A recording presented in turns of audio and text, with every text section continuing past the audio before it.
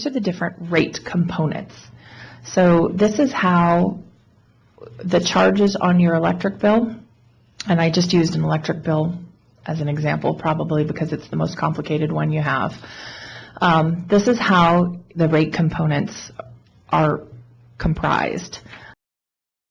The BTGR is the base tariff general rate. And so that is wages, office expenses, meters, trucks, capital costs, so all the money that the utility invested, power plants, transmission lines, all of that, which includes your operating expenses and your rate of return, get collected by the BTGR. The BTER, base tariff energy rate, is the rate to recover the fuel and purchase power only. So this is just the gas that goes into the gas plants, the coal that goes into the coal plants. That's the fuel and purchase power. And sometimes the companies purchase power from outside the state, so that would be any contracts that they have with a power plant that's located out of state would get recovered in the BTER.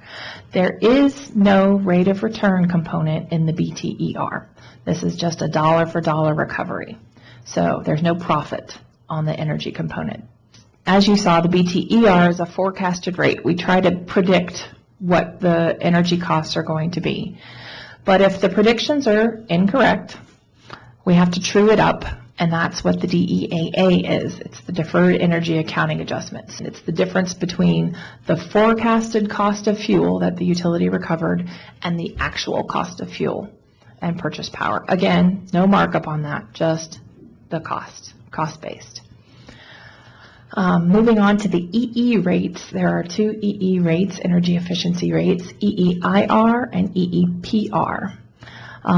These were created as a result of some legislation that was passed, not the last session, but the session before, which allowed the utility to recover the costs of their energy efficiency or demand-side management programs and the lost kilowatt hours in their rates.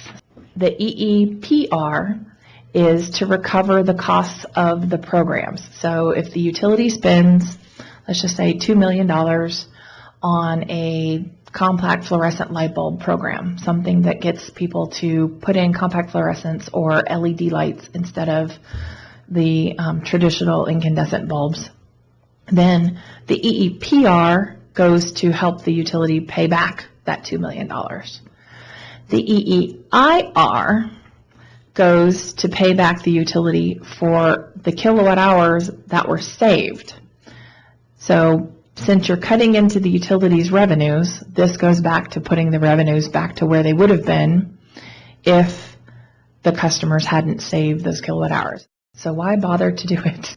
There's a couple of answers. The first is the legislation and the legislature have, and the governor's office has said that demand-side management and energy efficiency programs are a public policy and they're a public good. So this commission enforces those policies to support and promote demand-side management programs. That's one of the ways to do it. The other is that the customers that save those those kilowatt hours through the installation of, let's say, the energy efficiency light bulbs are possibly different customers than the one that are paying for the costs. So you have some what we call interclass subsidies and intra-class subsidies. REPR, R-E-P-R, Renewable Energy Program Rate. Again, pursuant to legislation and governor policy, the legislation set aside some target figures and some dollars that the utility needs to spend on the solar, wind, and water power programs. These help assist people put solar panels on their house, wind machines in their farms for pumping load, water power generators for agricultural load. And so the REPR rate recovers those costs that were mandated by legislation. And you can see those in NRS 701B. TRED was the Temporary Renewable Energy Development Charge, and this is a trust payment to benefit a solar project in case of utility financial difficulties. The Nevada Solar One contract is the only contract that gets funded through the TRED. The backstory to that is that when this solar plant was put into, was getting ready to go online, it was when the utility was having some financial trouble after the Western energy crisis.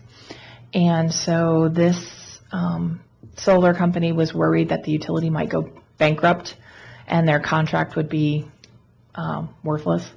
And so this was an attempt to make the contract not bankruptcy proof, but bankruptcy remote. Now, the worst case didn't happen. The utility didn't go bankrupt.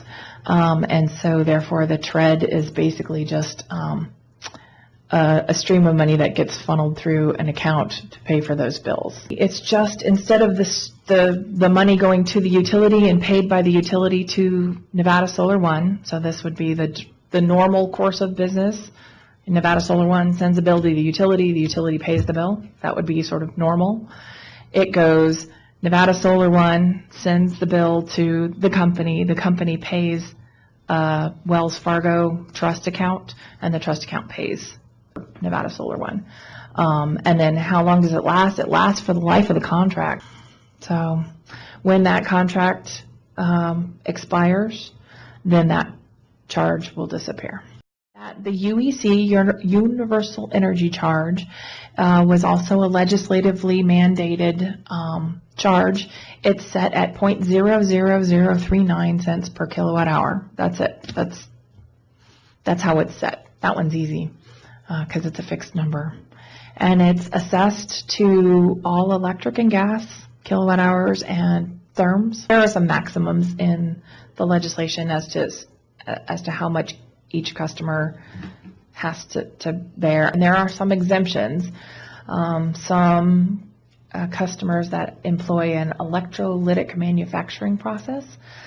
So those are like chemical plating companies that use electricity to bond things onto metal. That process is exempt because it's so electrically intensive, and the legislators gave them an exemption. So there are a couple of exemptions from that.